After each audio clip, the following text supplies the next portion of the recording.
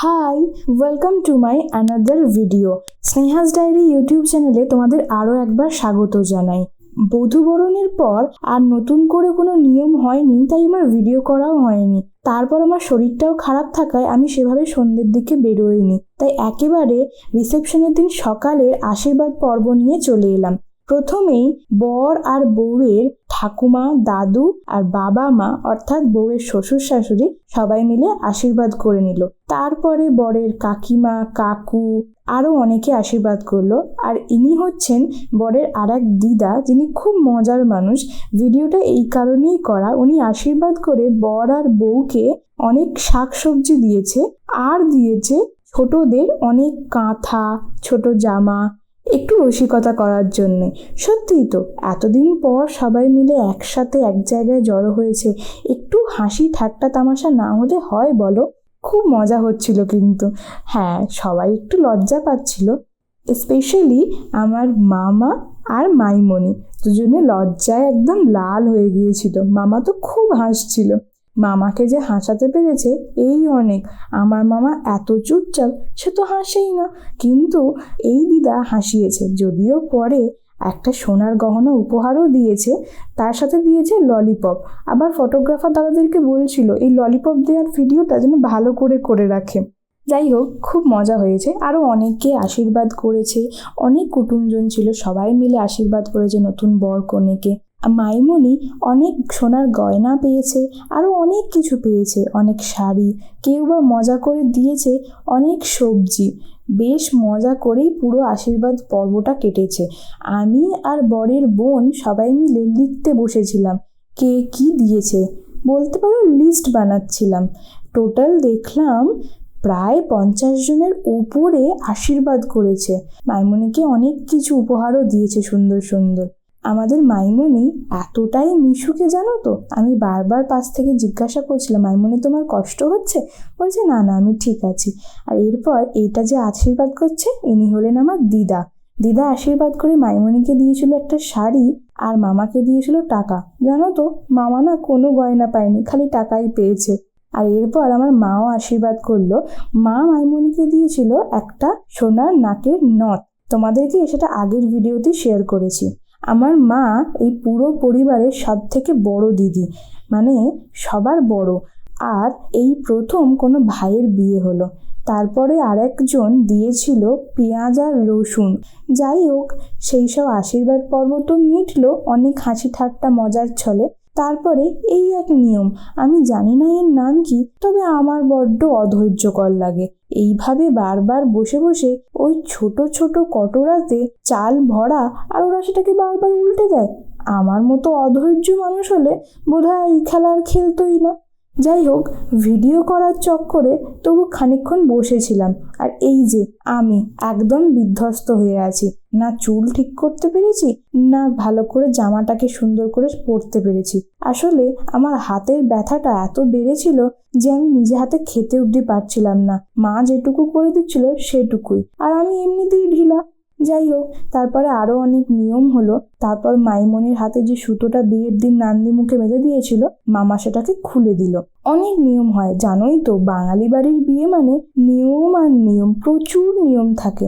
আর তার মধ্যে এটা হলো একটা মজার নিয়ম, যেটা দেখলে সবাই খুব মজা নেয়, যদিও গুরুজনরা থাকে না। আসলে এটা হলো সুতো চুরির নিয়ম। মামার দলে ছিল তার সমস্ত দিদিরা, আর মাইমণির দলে ছিল সব জামাইবাবুরা। তারা সবাই মিলে সুতো লুকিয়ে দিচ্ছিল, আর একে অপরকে ওভাবে খুঁজতে হবে, আর সেই লুকানো সুতো নিয়ে গিয়ে ফেলতে হবে ভাগনাকে। আমার মা যেহেতু সবার বড় দিদি, আর প্রথম মায়েরই বিয়ে হয়েছে, আর কারোর বিয়েও হয়নি, তাই আমার ভাই একমাত্র ভাগনা, সেই সুতো ফেলতে গিয়েছিল। তার বদলে কিন্তু দক্ষিণাও পেয়েছে। সবার লাভ হলো গো, খালি আমারই হলো না। সেই সুযোগে আবার বউকে লুকিয়ে দেওয়া হয়েছিল। আর মামা লণ্ঠন, লাঠি আর মিষ্টির প্যাকেট নিয়ে বউ খুঁজতে বেরিয়েছিল। নিয়ম আছে, লণ্ঠন জ্বালিয়ে বউ খুঁজতে হয়। যদিও এ যুগে লণ্ঠন পাওয়া যায় না, তাই চার্জার লাইট নিয়েই বেরিয়েছিল। অবশেষে দোতলা থেকে বউকে খুঁজে পাওয়া গেল। বউকে খুঁজে এনে বসিয়ে দেওয়া হয়েছিল বরের কাকিমার কোলে, আর বরকে বলতে বলা হয়েছিল যে বলো মিষ্টির প্যাকেটটা নাও আর আমার বউকে আমায় ফিরিয়ে দাও। সবাই মিলে খুব মজা করছিলাম আর মাইমনি লজ্জাও পাচ্ছিল।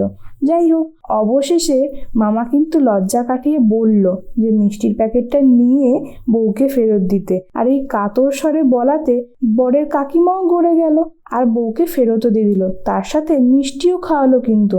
আর মাইমনিকে দিয়েছিল একটা শাড়িও। আসলে এই কাকিমাকে যে বসলো তাকে এই নিয়মটা করার পর বলা হয় দিন করা মা। তোমরা কতজন জানো আমি জানি না। তারপরে সেই মিষ্টির প্যাকেট থেকে সবাইকে মিষ্টি দেওয়া হলো আর তারপরে সবাই মিলে জেদ করেছে যে বউকে কোলে করে নিয়ে যেতে হবে। মামা তো কোলে তুলে নিয়েছে, কিন্তু মাইমনি ভীষণ ভয় পাচ্ছিল যদি মামা ফেলে দেয়। কিন্তু মামা খুব স্ট্রং, এত সহজে মাইমনিকে পড়তে দেবে না, ফেলেও নি। তারপরে বাড়িতে নিয়ে চলে গেল। সেখানে গিয়েও আরও কিছু নিয়ম হচ্ছিল। এই নিয়ম হতে হতেই অনেকটা দুপুর হয়ে গিয়েছিল জানো, আর খুব মজাও হচ্ছিল। সেই কোন সকাল থেকে শুরু হয়েছে, মনে হচ্ছিল একদিকে শেষ হয়ে যাক, দুপুর হচ্ছে, আবার মনে হচ্ছিল না আজকের দিনটাই তো শেষ, আর তো এই সুন্দর মুহূর্তগুলো চাইলেও পাবো না, শুধু ভিডিওতেই দেখতে পারবো।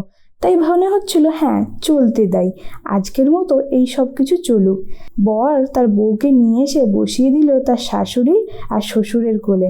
সবার একমাত্র বৌমা হওয়ার কারণে সবাই কিন্তু ভীষণ ভালোবাসে। যাই হোক, দুপুরের খাওয়া দাওয়া সেরে একেবারে সন্ধ্যের ভিডিও নিয়ে হাজির হলাম। এটা আমি আমার মাকে সাজিয়ে দিচ্ছিলাম। আসলে আমার মা না সেভাবে কখনোই সাজেনি, আর মায়ের প্রথম ভাইয়ের বিয়ে একটু না সাজিয়ে দিলে হয়? একমাত্র বড় দিদি বলে কথা, একদম সুন্দর করে সাজিয়ে দিয়েছিলাম। এই দিন জানো তো আমার থেকে বেশি কমপ্লিমেন্ট আমার মাই পেয়েছে। সবাই বলছে বাহ তোকে কি সুন্দর লাগছে রে। আসলে আমার মা তো কখনোই সাজে না, তাই একবার সেজেছে বলে সবাই মিলে অনেক কমপ্লিমেন্ট দিয়েছে। আর এই অভাগা আমি যে লোডশেডিং হয়ে গেছে বলে বাধ্য হয়ে বেরিয়ে এসেছি। আমার সাজ কিন্তু তখনও শেষ হয়নি, তাই মুখ ভার ছিল। অনেকগুলো ফটোও তুলেছি আবার ফটোগ্রাফার দাদাকে টেনে নিয়ে এসে। তোমরা দেখে জানাও তো ভালো লাগছে কিনা আমাকে, আর অবশ্যই জানিও কিন্তু আমার মায়ের সাজটা তোমাদের কেমন লাগছে। তারপরে বন্ধু বান্ধব সবাই মিলে অনেক ফটো তুলেছিলাম। জানো তো মামা না কোনো মেকআপ করেনি, তাই আমি আমার ফেস পাউডার নিয়ে এসে মামাকে মাখিয়েও দিয়েছিলাম। আর এই যেটা দেখলে সে কিন্তু আমার নিজের মামা, আমার মায়ের সাথে টুইনিং করে পাঞ্জাবি পরেছিল। সবাই মিলে খুব মজা করেছি। তারপরে একটু খাওয়া দাওয়ার দিকেও চলে গেলাম। স্টার্টারে ছিল চিকেন মোমো, ফুচকা আর চিকেন পকোড়া। সব কিছু খেয়ে আবার ঘোরাঘুরি করছিলাম। আসলে বড্ড সুন্দর লাগছিল জায়গাটা। একটু মনে মনে কষ্টও হচ্ছিল যে আজই শেষ হয়ে গেল। রিসেপশনের দিন বলে লাইটপত্র দিয়ে আরও সুন্দর করে সাজানো হয়েছিল পুরোটা। বড্ড মন খারাপ হচ্ছিল জানো। যাই হোক, তারপরে খেতে চলে এলাম। সবাই বললো তাড়াতাড়ি খেয়ে নে। আর এই দেখো এই দুটো বোন এভাবে হাই করছে। আসলে একজন কিন্তু সম্পর্কে আমার মাসি হয়, অর্থাৎ যে মামার বোন, কিন্তু সে আমার থেকে বয়সে ছোট, তাই এমনি নাম ধরেই ডাকি। তারপর মেনুতে ছিল স্যালাড, ভেটকি মাছের চপ, কাসুন্দি, ফ্রায়েড রাইস, চিলি চিকেন, রাধাবল্লভী, চিলি পনির। তার সাথে ছিল ভাত, ডাল, পোস্ত, মাটন, চাটনি, পাঁপড়, রসগোল্লা, সন্দেশ, আইসক্রিম, অনেক কিছু। সেসব কিছু খাওয়া দাওয়া করে চলে এলাম তত্ত্ব আর ফুলসজ্জার খাট দেখতে।